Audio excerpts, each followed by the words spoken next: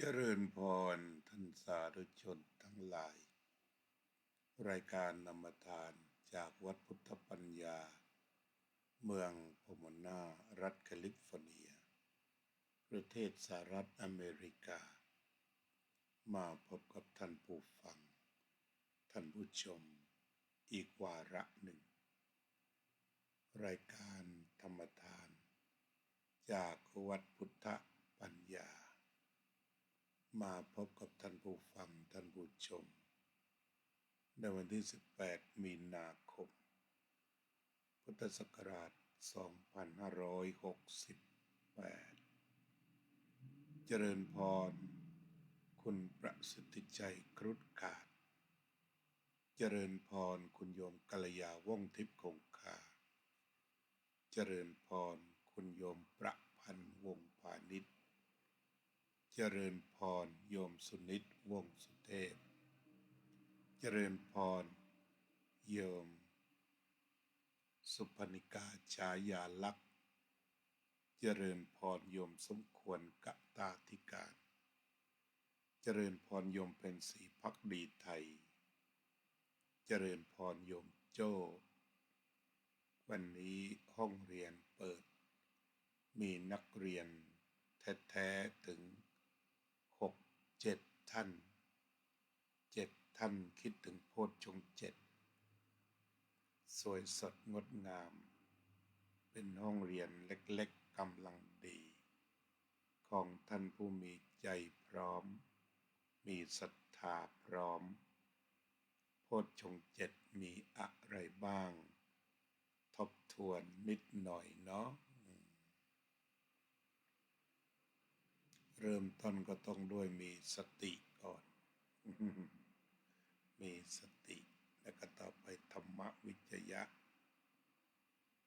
วิริยะขาดไม่ได้ปิติปัสสธิสมาธิอุเบกขาเจริญพรโยมสหายธรรมวัดขันเงินขอบคุณอนุโมทนาที่วัดอันเป็นถิ่นกำเนิด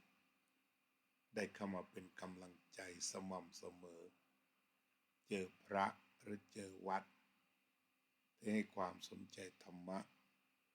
ก็รู้สึกว่าอบอุ่นในความเป็นเครือข่า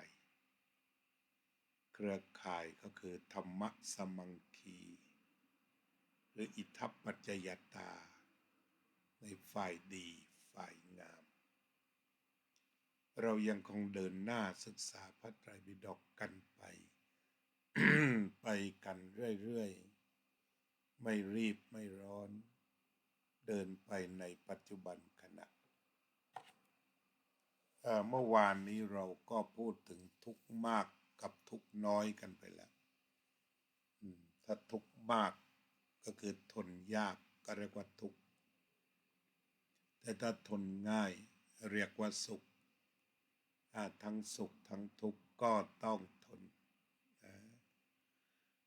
ทนยากก็เรียกว่าทุกข์ทนง่ายก็เรียกว่าทุกข์เพราะต้องทนทุกข์ทนง่ายสุขทุกข์ทนยากสุขทนง่ายแต่ทั้งสองอย่างก็ล้วนเป็นทุกข์เรามาตั้งตรงนี้ซะก่อนเรามาตั้งคำหลักที่ว่าทุกข์ทนยากซะก่อนสุขทนง่าย หรือใช้คำกลางว่าทนทุกขะต้องทนยากหรือว่าทนง่ายถ้าทนง่ายเรียกว่าสุขทนยากเรียกว่าทุกข์ทั้งสุขทั้งทุกข์ก็ต้องทน มันลงที่ทนนะทีนี้บางทีทนง่ายๆแต่ถ้านานก็ทนยากไปเหมือนกันเช่นนั่งเนี่ยสบายเลยสบายกว่ายืนแต่ลองนั่ง1 ชั่วโมงเริ่มทนยากเวลาเดินจงกรมดีกว่านั่งนานเป็นทุกข์เดินไปสักชั่วโมงก็ทุกข์เรียกหาทนยาก ยืนบ้างยืนบ้าง เดี๋ยวก็ทุกเรียกหามาอีกโยมตุกรัชดาพรนะนี่เรามาตั้งหลักกันตรงที่ทนยากและ ทนง่ายทนยากเรียกทุกข์ ทนง่ายเรียกสุขกันก่อนทีนี้เมื่อวานนี้ก็พูดถึงกว้างๆว่านี่ทุกขสมุทัยนี่นิโรธนี่ทุกขนิโรธคามินีปฏิปทาเราก็พูดกันไปทีนี้วันนี้พระพุทธองค์นั้นทรงแสดงเรื่องทุกข์ไว้อย่างเป็นหมวดหมู่กราบนมัสการครับท่านอาจารย์มหารัตนะหงส์อินทร์นะครับขออภัยที่จำชื่อพระครูไม่ได้แต่ต้องยินดีด้วยพระอุปัชฌาย์ใหม่นะครับมีความเหมาะสมโดยประการทั้งปวงที่ท่านอาจารย์จะให้กำเนิดศาสนญาติต่อไปนะครับยินดีด้วยมีโอกาสผ่านมาทางอเมริกานิมนต์มาพักที่วัดพุทธปัญญาอีกนะครับขอบคุณมากครับเจริญพรโยมพรทิพย์กัญญาภิพัฒน์ต่อไปเราก็จะไปช้าๆกันโดยติดตามสิ่งที่พระพุทธองค์ทรงแสดงคือพระองค์ตั้งคำถามในการแสดงธรรมเกี่ยวกับเรื่องนี้คือตั้งคำถามนั่นก็คือถามว่าทุกขอริยสัจเป็นอย่างไรสอนโดยการตั้งคำถามและเฉลยชุดที่หนึ่งก่อนมีหลายชุดแล้วแต่ละชุดเนี่ยพระพุทธองค์อธิบายไว้เสร็จทุกครั้งแรกทุกขอริยสัจคือชาติความเกิดความเกิดเป็นทุกข์นี่ชาติความเกิดเป็นทุกข์ชราความแก่เป็นทุกข์มรณะความตายเป็นทุกข์โศกะความโศกปริเทวะความคร่ำครวญทุกข์มันมีคำว่าทุกข์ด้วยคำว่าความทุกข์กายนะในที่นี้บอกว่าความทุกข์กายความโทมนัสความทุกข์ใจมีทุกข์กายและก็ทุกข์ใจโยมจิรารัตน์เกียรติสันติคุณศิวพรช่วยบำรุงโยมสุพนิกาฉายาลักษณ์คือรวมทั้งทุกข์กายทุกข์ใจรวมเลยอุปายาสะคับแค้นใจการประสบกับอารมณ์อันไม่เป็นที่รักเป็นทุกข์ความพลัดพรากจากอารมณ์อันเป็นที่รักเป็นทุกข์การไม่ได้สิ่งที่ต้องการเป็นทุกข์โดยย่ออุปาทานขันธ์ห้าเป็นทุกข์นี่ทุกชุดที่หนึ่งนะการไม่ได้สิ่งต้องการเป็นทุกข์โดยย่ออุปาทานขันธ์เป็นทุกข์โยมอาจารย์กสิณ หงสพฤกษ์เจริญพรอันนี้ก็คือพระองค์ทรงแสดงว่าชุดที่หนึ่งว่าชาติความเกิดทีนี้ความเกิดที่ทนยากหรือทนง่ายลองคิดดู เราจะมาตั้งว่าทนง่ายเรียกว่าสุขทนยากเรียกว่าทุกข์ทีนี้ชาติความเกิดทนยากหรือทนง่ายดูเอาเลยไม่ต้องเชื่อเลยคือศึกษาแบบไม่ต้องเชื่อไปเลยแต่ว่าเราวางคำจำกัดความให้ดี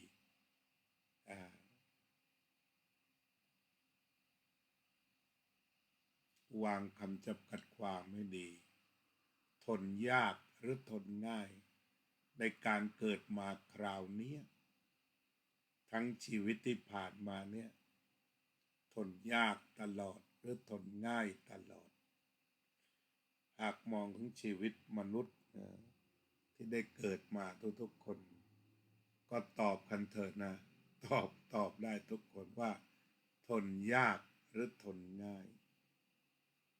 ทนยากมากหรือทนง่ายมากในสภาวะตัวนี้คือพระพุทธเจ้าไม่ได้ทำให้ใครเป็นสุขเป็นทุกข์แต่พระองค์มาบอกเรียกว่าบอกสภาวะคือความจริงที่มันเป็นอยู่อย่างนั้นแหละชาตินี่มันเกิดกันตลอดเอาคนก่อนคนแล้วก็เกิดแล้วเกิดแล้วมันก็ทนได้ง่ายแล้วก็ทนได้ยากทั้งนั้นทีนี้ลองมาดูวัวควายช้างม้าก็มีอาการไม่แตกต่างกันโยมศรีวิไลศรีวงศ์ชัยนี่คือที่ว่าทุกอริยสัจทุกอาตมาก็ชอบแปลว่าแท้ๆเพราะอริยะนี่คือแปลว่าจริงหรือแปลว่าแท้แปลว่าสูงสุดอริยะหรือว่าถ้าถอดกันจริงๆตรงนี้ก็อริยสัจทุกขอริยสัจสัจจะเรื่องทุกข์ที่ทำให้คนไกลจากกิเลสนี่เอาความที่อาจจะไม่ตรงตามหลักภาษาศาสตร์แต่เรียกว่าถ้าใครเข้าไปรู้ความจริงเรื่องทุกข์แล้วก็ได้ทำความจริงนั้นให้แจ้งให้กำหนดรู้ให้ดีต่อทุกนั้นโอกาสที่จะเป็นพระอริยะมีเจริญพรโยมบัวผันหอลเจริญพรอันนี้ความเกิดก็เป็นว่าดูกันซื่อๆตรงนี้เป็นเรื่องที่ไม่ต้องเชื่อทั้งหมดไม่ต้องเชื่อเพราะว่ามองกันด้านในเป็นเรื่องประสบการณ์นะความเกิดตั้งแต่เกิดมาเนี่ยชีวิตทนง่ายหรือทนยากทนง่ายมากหรือทนยากมากก็ต้องดูกันเป็นกรณีไปต่อไปความแก่ความแก่ทนยากหรือทนง่ายบางคนแค่เรียกว่าแก่สะดุ้งโยงร้องจักเลยทีเดียวต่อไปมรณะความตายความตายก็เป็นทุกข์คือหมายความว่าอยากตายหรือเปล่าคุ้นเคยทราบซึ้งรอคอยหรือเปล่าตรงเนี้ยที่บอกว่าตายแล้วก็มันไม่รู้ทุกข์ทีนี้ตรงนี้ต่อมาก็ดูซื่อๆว่ามันทุกข์ก่อนตายนอกจากพระอริยเจ้าเช่นพระสัมมาสัมพุทธเจ้าจะทำหน้าที่จนวาระสุดท้ายแห่งความตายจะมาถึงอันนี้เรียกว่าพ้นทุกข์พระพุทธเจ้านี่พ้นจากทุกข์เพราะเกิดแก่เจ็บตายแท้จริงก็คือตายมีอยู่แต่ไม่ได้ทุกข์นี่พระพุทธองค์อย่างนี้ถ้าภาษาวกทั้งหลายฝึกจิตไปดีเมื่อความตายมาถึงก็คือไม่ทุกข์เรียกว่าพ้นทุกข์หรือว่าพ้นจากความตายมันมีในหลายแห่งที่ว่ามันพ้นจากความตายเพราะไม่เกิดเห็นสักว่าธาตุอันนี้ก็มีการส่งเสริมการเจริญสมาธิขั้นสูงด็อกเตอร์ส่งเสริมแสงทองคุณโยมน้อยเอามาฟังธรรมกันเนาะ2 ทุ่มแล้วจะไม่ทันด็อกเตอร์2 ทุ่มกว่าเนาะอันนี้เรียกว่าเป็นคนที่ใช้ชีวิตคุ้มกลางวันทำงานพอตกเย็นอาบน้ำอาบท่ากินข้าวเสร็จมาฟังธรรมกันช่วยเติมเต็มความสุขให้สังคม เรียกว่าเป็นด็อกเตอร์ที่มีคุณภาพ ตกเย็นกินข้าวกินน้ำเสร็จมาฟังธรรมเติมเต็มธรรมะเติมเต็มความจริงมาพิจารณาตามสิ่งเหล่านี้ก็คือพิจารณาเพราะเป็นธรรมานุปัสสนาคิดใกล้ๆแต่ทีนี้ความตายนี่ยกเว้นแต่ของพระอรหันต์นอกนั้นก็ไม่ได้ทุกข์นอกนั้นก็คือทุกข์หมดแต่ว่าถ้าเราจะแปลว่าทุกข์ที่มันเสื่อมในกายก็เหมือนกันหมดพอถึงเวลาถ้าแปลว่ามันเสื่อมไปชราความแก่เป็นทุกข์ต่อไปก็มาถึงฝ่ายในโศกะปริเทวะความโศกเราจะมีโรคใหม่เรียกว่าโรคซึมเศร้านี่คือโรคโศกไม่เลิกความโศกพระพุทธเจ้าตรัสชุดไว้ในละเอียดดักไว้หมดสภาพความทุกข์นี่นะพระองค์ตัดคลุมไว้หมดเป็นปกเลยคลุมไว้คัฟเวอร์หมดเลยโศกะก่อนนะโศกะนี่ก็กินความไปไกลแล้วนะต่อไปปริเทวะนี่อาการที่คร่ำครวญมีการบอกว่าตีอกชกหัวอย่างถ้าเราไปอินเดียเวลาคนตายเขาจะทุกข์จริงๆเวลาหามศพไปริมคงคาจะร้องไห้แบบดังๆเลยร้องกันแบบดังๆนี่เรียกว่าคร่ำครวญเสียงร้องไห้ประสานกันไปคือเขาจะนำศพตั้งบนแคร่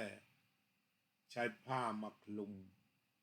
เห็นหน้าด้วยหรือจะปิดก็แล้วแต่ก็หามไปอีกฝั่งหนึ่งก็สวดถึงพระรามใจสิตารามใจสิตารามอีกฝั่งหนึ่งก็ตั้งหน้าตั้งตาร้องไห้เลยฟูมฝ่ายนี่เรียกว่าคร่ำครวญก็เป็นว่าเวลาไหนที่ร้องไห้เหลือเกินขนาดยาวก็เรียกว่าคร่ำครวญปริเทวะโศกนี่ยังน้ำตาไม่ตกแต่ถ้าปริเทวะจะคร่ำครวญอยู่ตรงนั้นคือเวลาที่ความทุกข์มาปะทะแบบแรงก็คร่ำครวญไม่น่าเลยไม่น่าจะเป็นอย่างนั้นเลยต่อไปหมายถึงทุกข์ทั้งกายทุกข์ทั้งใจคือสภาวะที่มันทนได้ยากหรือทนได้ง่ายทางใจแต่นี้ก็พูดถึงตอนทนยากนะทุกขะทนยากพูดถึงตอนนี้ทนยากไปเลยล่ะทุกขะคือความทุกข์ทางกายเป็นยังไงตอนนี้เจอหน้ากันโอ้ยปวดขาโอ้ยปวดเข่าโอ้ยปวดหลังอาตมาทำรายการPitch of Family กับบรรดาอเมริกันชนคนหนึ่งก็เข้าผ่าตัดอีกคนหนึ่งเขาบอกว่าวันนี้ปวดเหลือเกินปวดหลังนี่มีเยอะเลยนี่ทุกกายชัดเจนปวดหลังปวดหัวปวดกระดูกนี่คือทุกทั่วสารพังกายมีอยู่จริงโทมนัสทุกข์ใจก็กลับมาอีกคือคร่ำครวญนี้ออกมาโจกจากเลยถ้าโทมนัสเนี่ยมันความทุกข์เศร้าโศกอยู่ภายในไม่มีเสียงร้องก็ได้แต่ว่าอมทุกข์เรียกกันว่าอมทุกข์ทุกข์เพราะว่าจับอะไรอยู่บางสิ่งบางอย่างไม่วางเลยโยมพรพันธ์เบรดเล่โยมทัศพิจารแสงสวัสดิ์โยมพยาวเจนพนัทขอบคุณที่เข้ามาร่วมรายการ15 ท่าน ทีนี้ความโทมนัสก็หมายถึงว่าไปทุกข์ใจลองหลับตาดูกันนะตรงนี้มันต้องนั่งหลับตาตามไปด้วยแหละทุกข์ใจโทมนัสเมื่อนึกถึงเรื่องหนึ่งก็อดจะทุกข์ใจไม่ได้เศร้าใจอุปาญาตความคับแค้นใจเป็นทุกข์มันมีอยู่คราวหนึ่งเป็นเรื่องของการคับแค้นใจกับนักการเมืองที่บอกว่าอยากจะย้ายประเทศเคยมีเด็กไทยก็เคยย้ายประเทศย้ายมาอยู่สัก3 ปีกลับบ้านไปแล้วบอกว่ามันทุกข์หนักกว่าเดิม นี่ย้ายประเทศตอนนี้ดาราดังที่สุดของอเมริกาอย่างน้อยก็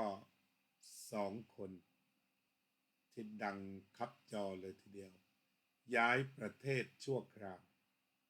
เขามีตังก็ย้ายไปอยู่ประเทศอื่นเลยโยมทัศพิชาแสงสวัสดิ์โยมโซเฟียสุภาพรเพราะนั้นการที่ถึงกับย้ายประเทศมันก็ไม่มีอาการคับแค้นใจอุปายาสะอาการจุกภายในเกิดอุปายาสะความคับแค้นใจแต่คนที่ไม่ถึงกับแค้นสงบลงได้ก็อยู่ต่อไปการเมืองจะเปลี่ยนไปในทางทิศใดก็ไม่กระทบก็เป็นไปตามมงคลชีวิตนั่นแหละพุทธัสสะโลกัตถเมหิจิตตังยัสสะนกัมปติอโศกังเวเรจังเขมังเอตัมมังคลมุตตมัง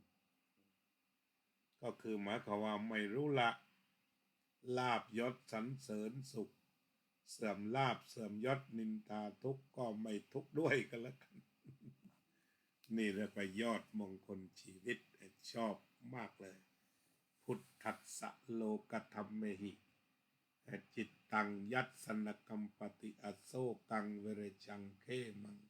เอตัมมังคลมุตตมังเมื่อถูกลาภยศสรรเสริญสุขเสื่อมลาภเสื่อมยศนินทาทุกข์ก็ไม่หวั่นไหวไม่โศกสบายเนี่ยเขมังเนี่ยสบายแต่ในที่นี้มันมีคำว่าความคับแค้นใจก็เป็นทุกข์ทีนี้ต่อจากนั้นก็ประสบกับสิ่งไม่น่ารักพระพุทธองค์แสดงเรียกว่าทุกข์ในอริยสัจจริงๆแท้จริงชี้สภาวะก็เหมือนกับคนที่คับแค้นใจอยู่กับบางสิ่งบางอย่างที่ไม่เป็นที่รัก Good morning Daniel Good morning how are you today I'm going to talk the list of suffering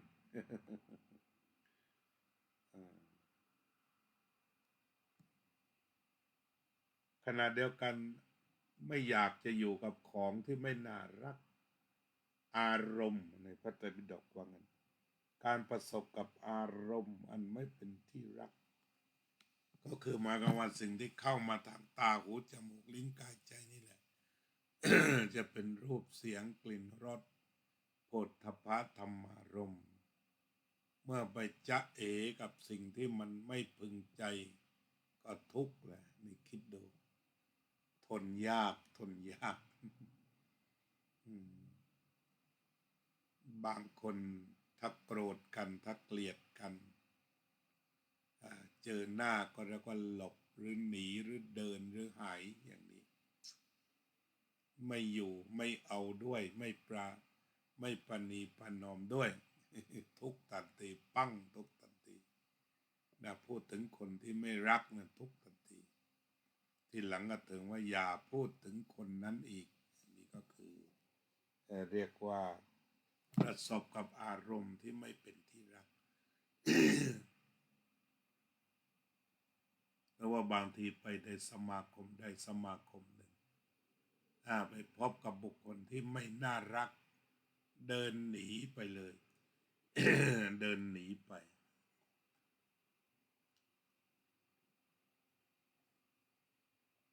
ที่วัดก็มีอยู่บ้างแต่วัดดีเป็นทางสันติก็รู้สึกว่าไม่ค่อยถูกกันกับคนนี้เหมือนกันนะงั้นเปลี่ยนวันมาดีกว่า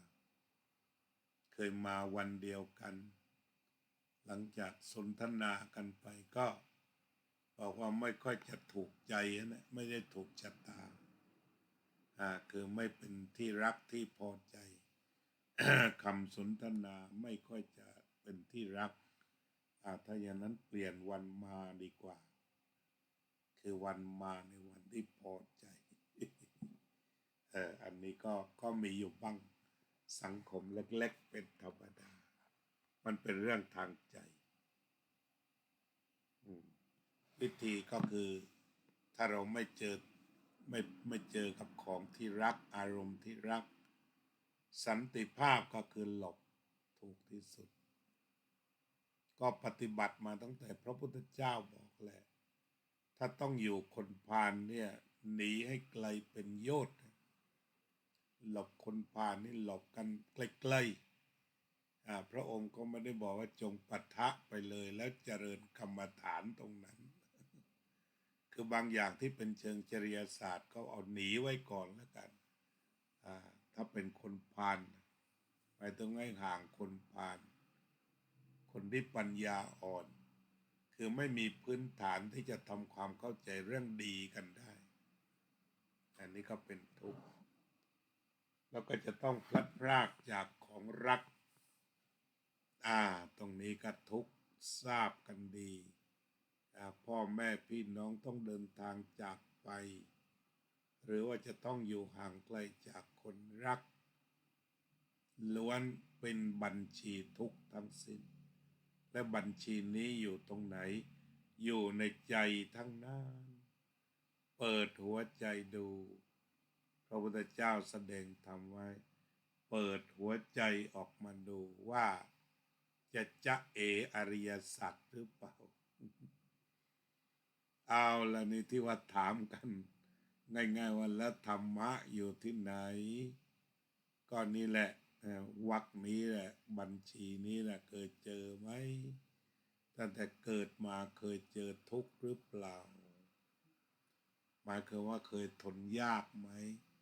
ถ้าเคยเจอนี่ก็ใช่เลยใช่เลยเคยทุกข์ที่ไหนล่ะก็ทุกข์ที่ใจทีนี้กลับมาดูชีวิตจริงเคยพลัดพรากไหมสิ่งที่รักคนที่รักลูกหมาที่รักลูกแมวที่รักลูกวัวที่รักแม่พ่อเล่าให้ฟังแล้วยังพอจำได้เลือนลางอาตมาตอนนั้นมีลูกงัวอยู่ตัวหนึ่งเล่นขึ้นลงตลอดเวลามาจากโรงเรียนก็ต้องวิ่งเล่นกับลูกวัวเนี่ยขึ้นทางหัวได้กระโดดขึ้นทางกลางก็ได้รั้งหางเหยียบขาขึ้นไปเขายอมอยู่มาวันหนึ่งก็มีความจำเป็นจะต้องขายไปแต่พ่อแม่ก็น่าจะสงสารก็ขายตอนไปโรงเรียนกลับมาไอ้ความวังเวงนั้นเนี่ยทำให้ล้มป่วยเป็นหลายวันมันวังเวงแล้วมันก็กัดกร่อนจำได้เลยมันรู้สึกว่ามันหายไปบอกไม่ถูกมันตั้งแต่อยู่สักป.1 ป.2อะไรยังเล็กมากจะดึงกลับมาทั้งหมดมาร้องไห้ใหม่ก็ไม่ได้เพราะว่ามันอนิจจังใช่ไหมเนี่ยมันเป็นความทุกข์ซึ่งเราเคยร้องไห้เสียดายวัวไปอันนี้ก็คือพลัดพรากจากของรักของชอบใจซึ่งเรารักอยู่กับมันเล่นกับมันอย่างนี้อันนี้ก็เป็นประสบการณ์ หลายท่านก็น่าจะมีประสบการณ์แดเนียลเขาเขียนมาจากสวีเดน Be present the time thing ฉันดูให้ Be in the present time อยู่กับปัจจุบันธรรม Think positive แปลว่าให้คิดบวก Talk positive พูดบวก Talk positive พูดบวก Good and bad will pass ดีชั่วผ่านไป Because the mind is living it comes and goes Great is good poem ฝรั่งน้อยเขาเขียนบทกวีมาให้ก็ไม่น้อยเราเป็นครูนี่แหละขอบคุณมาก Thank you very much for excellent poem you wrote it's a great Dhamma นี่ฝรั่งเขาฝรั่งแท้นะฝรั่งยุโรปอยู่สวีเดนเข้ามาฟังธรรมบ่อยเขาก็บอกว่าความทุกข์ก็เหมือนลมเนาะใจก็เหมือนลมคือผ่านมาผ่านไปวันนี้ก็คงจะเอาความเกิดคือว่าเอาบัญชีจั่วหัวความทุกข์ลงไปก่อนแล้วก็ต่อมาเดี๋ยวเราก็พระพุทธองค์แสดงว่าชาติคืออะไรชราคืออะไรมรณะคืออะไรน่าสนใจโสกะปริเทวะโทมนัสอุปายาตคงจะต้องไปวันพรุ่งนี้วันนี้ก็พูดถึงบัญชีต้นไว้ก่อนนะก็ได้แก่ชาติชรามรณะโสกะปริเทวะทุกโทมนัสอุปายาตแล้วก็การยึดมั่นขันธ์ห้าเป็นทุกข์อันนี้ก็ว่ากันเรียกว่าจั่วหัวกันไว้ก่อนการที่จะต้องอยู่กับอารมณ์ที่ไม่พึงใจก็ถ้าเอาแบบไม่ต้องยกตัวอย่างก็คืออยู่กับรูปเสียงกลิ่นรสโผฏฐัพพะธรรมารมณ์ที่ไม่น่าพอใจเอาเลยก็เป็นทุกข์ค่อยๆไปหาตัวอย่างเอาก็แล้วกันที่มันไม่น่าพอใจรูปที่ไม่น่าพอใจเคยเจอไหมเสียงที่ไม่น่าพอใจเคยเจอไหมกลิ่นที่ไม่น่าพอใจจึ๊กเลยรูปเสียงกลิ่นรสที่ไม่น่าพอใจโผฏฐัพพะที่ไม่น่าพอใจฉันจะต้องเดินบนลูกกรวดลูกรังตลอดแล้วก็ความรู้สึกเอาใจไปหาสิ่งที่ไม่พึงปรารถนาอยู่กับสิ่งที่ไม่น่าพอใจก็ทุกข์พลัดพรากจากสิ่งที่น่าพอใจน่ารักน่าใคร่ยึดติดไม่ว่าจะเป็นคนจะเป็นสิ่งที่เคารพหรือไม่ว่าสัตว์เลี้ยงสิ่งที่ก่อให้เกิดบันเทิงใจจนกระทั่งใคร่พอใจยึดว่าเป็นของกูเนี่ยนะสุดท้ายก็เรียกว่าพลัดพรากจากของรักในที่นี้เราก็พูดเฉพาะรูปเสียงกลิ่นรสโผฏฐัพพะธรรมารมณ์ของรักที่สลายไปที่หายไปที่มันก็เกิดมาตั้งแต่เด็กๆนั่นแหละดูเถอะจะเล่นตุ๊กตาแล้วก็คอหลุดก็เสียดายก็ร้องไห้หรือว่ากำลังเล่นอยู่ดีๆหรือกำลังกินอะไรดีๆที่เขาชอบแล้วเราไปดึงกำลังกัดอะไรก็ตามที่เล่นกำลังพอใจถ้าไปดึงออกไม่ลูกพลัดพรากจากสิ่งที่พอใจทุกข์เลยนะ ร้องจ้าต้องเอามาให้ใหม่เลยนี่สังเกตจากเด็กก็ได้เขามีมาแล้วนะเพราะว่าเขามาเกิดเขามีเชื้อมาพร้อมแล้วที่จะสุขหรือที่จะทุกข์ที่จะพอใจไม่พอใจเนี่ย มันมีความทุกข์เป็นเชื้อมาเคยทุกข์มาแล้วก็สะสมเรื่อยพอใจไม่พอใจเป็นทุกข์ทีนี้ที่ว่ามันตัดยากว่ามันใส่มาตั้งแต่เด็กร้องไห้เมื่อไม่ได้สิ่งที่พอใจหัวเราะร่วนสบายมาได้สิ่งที่พอใจวันนี้น้องแดเนียลคิดธรรมะได้เยอะ thank you thank you if you think good แดเนียลเขาเขียนนะ if you think good คุณก็จะเมื่อคุณคิดดี talk good พูดดี doing good ทำดี then you can see suffering from the distance ก็จะเห็นความทุกข์ and learn what suffering do in your inner and outer world และก็สามารถเห็นความทุกข์ทั้งภายในและก็ภายนอก so always practice love and compassion ก็เห็นทุกข์ทั้งของเราทั้งของเขาแล้วก็จากนั้นก็ปฏิบัติสิ่งที่เรียกว่า compassion รักคนอื่น compassion compassion รักผู้อื่นได้นี่เขาจะเข้ามาในรายการ Pitch of Family ธรรมะ TikTok ตอนนี้ก็เข้ามาในรายการนี้ก่อนเดี๋ยว9 โมงถึงจะไปทางโน้นอีกอันนี้ก็มีฝรั่งอยู่2 คนตอนนี้ติดตามคุณเดฟวันนี้เข้าผ่าตัดแต่ว่าคุณแดนเนี่ยนี่อยู่สวีเดนคุณเดฟอยู่นิวยอร์กก็เข้ามาฟังธรรมวันนี้คุณเดฟไม่ได้มาแต่คุณแดเนียลติดตามธรรมะกันอย่างใกล้ชิด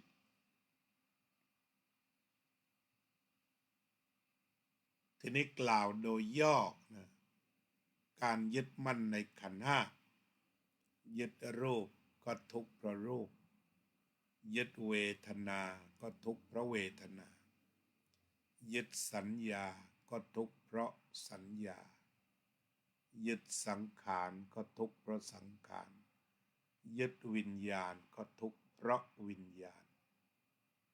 อริยสัจสี่นั้นมันละเอียดลึกซึ้งเป็นธรรมที่พระพุทธเจ้าตรัสรู้จึงต้องค่อยๆคิดไปก็ยอมรับว่ายากแต่ถ้าค่อยๆพิจารณา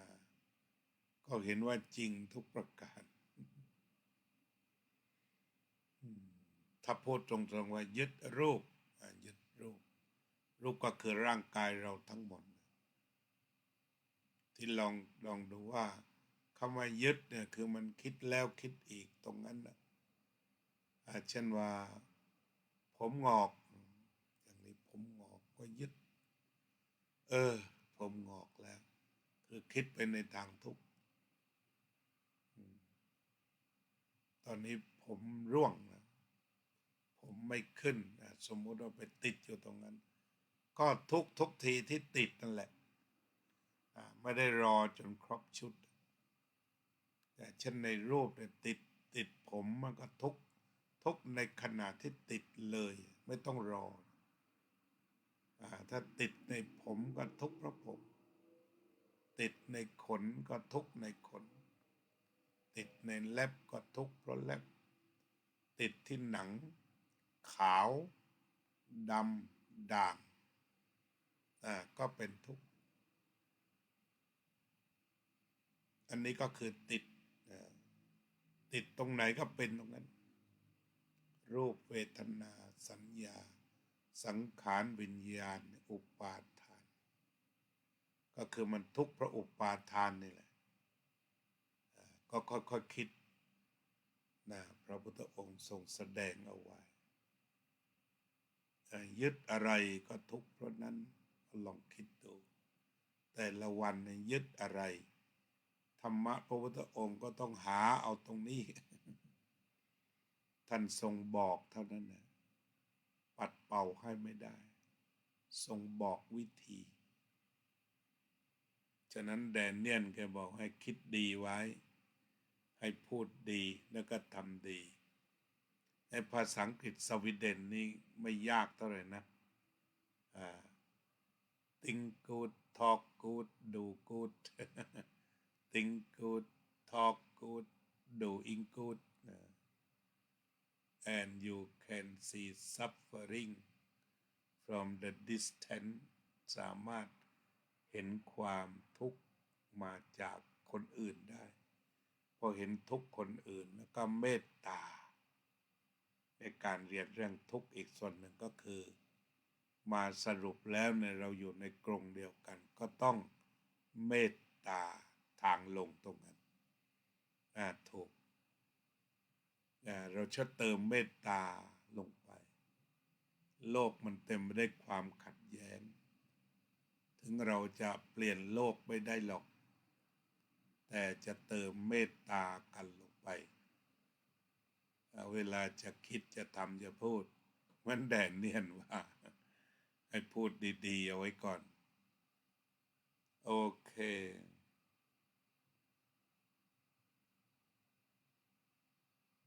It's a mirror like wisdom conclusion ว่าโดยสรุป It a mirror the wisdom ปัญญาเหมือนกระจกเงา That means we are all content oneness พวกเราเป็น connected oneness พวกเรารวมตัวกันเป็นหนึ่งเดียว We are all one เป็นหนึ่งเดียว So we are all brother mothers sister so treat all like your family นอกจากนั้นเราก็เป็นพี่เป็นน้องหนึ่งเดียวเขาบอกมนุษย์นี่หนึ่งเดียวเนี่ยน้องเขาสุดยอดเลยนะเนี่ยฝรั่งคิดนี่ลูกศิษย์จับเป็นลูกศิษย์ซะเลย เพราะว่ามันติดตามมาได้สักเดือนได้แล้วก็เราเป็นครอบครัวเดียวกัน we are all all ก็คือมันเป็นหนึ่งเดียวทั้งหมดเนี่ย we are all one เป็นหนึ่งเดียว we are all เราทั้งหลายทั้งปวง one เป็นหนึ่งเดียว so we are all brother mothers sister treat all like your family ถ้าคิดว่าเราเป็นหนึ่งเดียวกันแล้วก็ให้ปฏิบัติกับทุกคนแบบครอบครัวเดียวกันเจริญพรโยมรุ่งนภาโรจนะบุรานนท์ Then your suffering will be less เขียนภาษาอังกฤษอ่านง่ายก็เมื่อเราดูว่าทุกคนมีแต่ความเป็นหนึ่งเดียว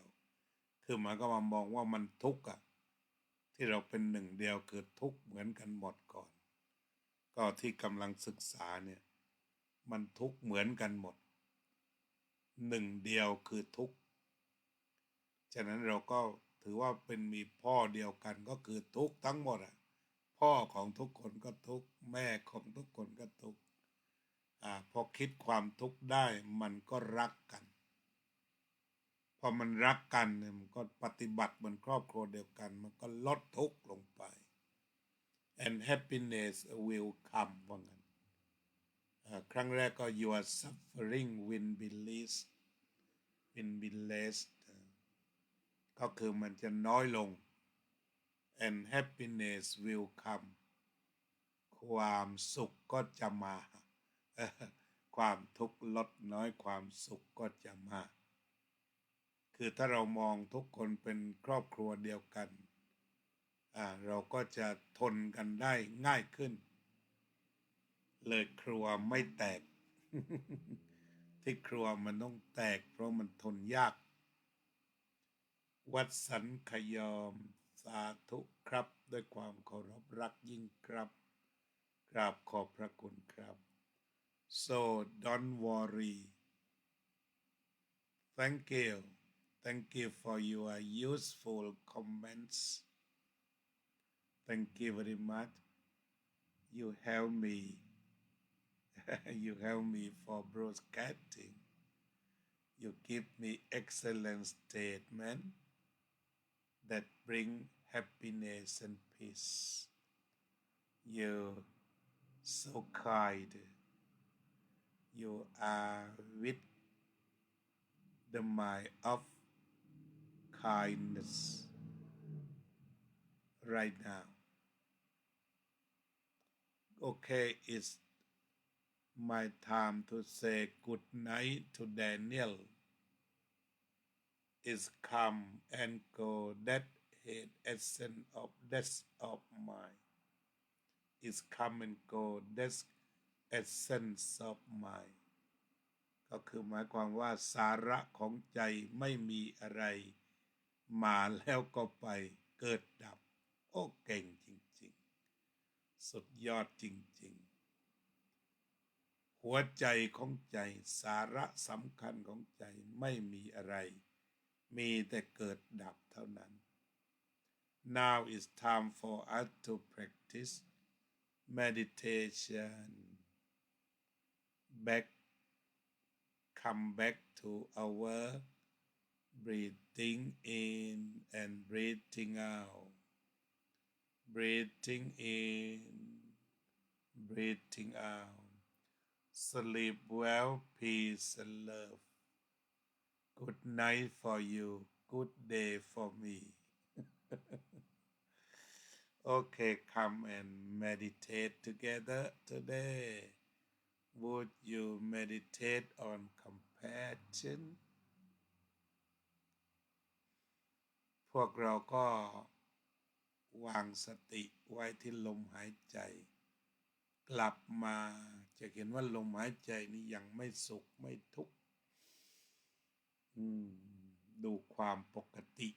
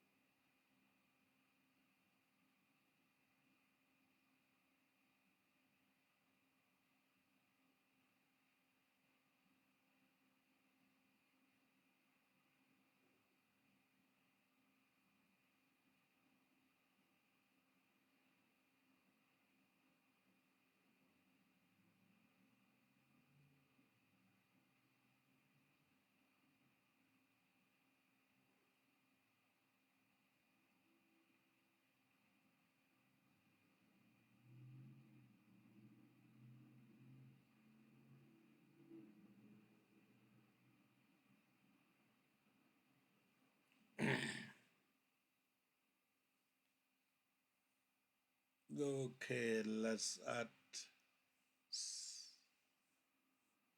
poet loving kindness right now. สัพเพสัตตาสัตว์ทั้งหลายที่เป็นเพื่อนทุกข์ เกิดแก่เจ็บตายด้วยกันทั้งหมดทั้งสิ้นอเวราโหนตุจงเป็นสุขเป็นสุขเถิดอย่าได้มีเวรแก่กันและกันเลยอัพพยาปัชชาโหนตุจงเป็นสุขเป็นสุขเถิดอย่าได้พยาบาทเบียดเบียนซึ่งกันและกันเลยอนิฆาโหนตุจงเป็นสุขเป็นสุขเถิดอย่าได้มีความทุกข์กายทุกข์ใจเลยสุขีอัตตานังปาริหารันตุจงมีความสุขกายสุขใจรักษาตนให้พ้นจากทุกภัยทั้งสิ้นเถิดอภิวาทนาสีลิสะนิจจังวุธาปัจจายโนจัตตารโอธรรมาวัฏันติอายุวันโนสุขังภะลัง May all sentient beings, may all living beings, may all human beings be free from danger, be free from hostility, be free from aversion, be free from suffering. May all sentient beings, may all living beings, may all human beings be well, be healthy, be safe, be successful, be peaceful and happy. เจริญพรขอบคุณอีกครั้งหนึ่งโยมสมควรกตธิการภาวนาด้วยโยมกัลยาว่องทิพย์คงคาภาวนาด้วยโยมโจ้ร่วมภาวนาด้วยวันนี้มากเหลือเกินในรอบปี23 ท่านพร้อมหน้าพร้อมตากันที่สุดก็อบอุ่นใจแดเนียลสาธุสาธุสาธุแดเนียลเซสาธุด้วยโยมสุพนิกาฉายาลักษณ์ก็สาธุโยมพรทิพย์ก็สาธุโยมศิวิไลก็สาธุ3 ภาษาไทยลาวอังกฤษสาธุ3 ภาษา We are one We are all one เป็นหนึ่งเดียวคือหัวใจที่สาธุ Positive Thinking นั่นเองวันนี้ก็ขออนุญาตญาติโยมจบรายการแค่นี้นะเราเรียนกันของจริงกลับไปทวนในใจ กลับเข้ามาหากายแล้วทวนนะ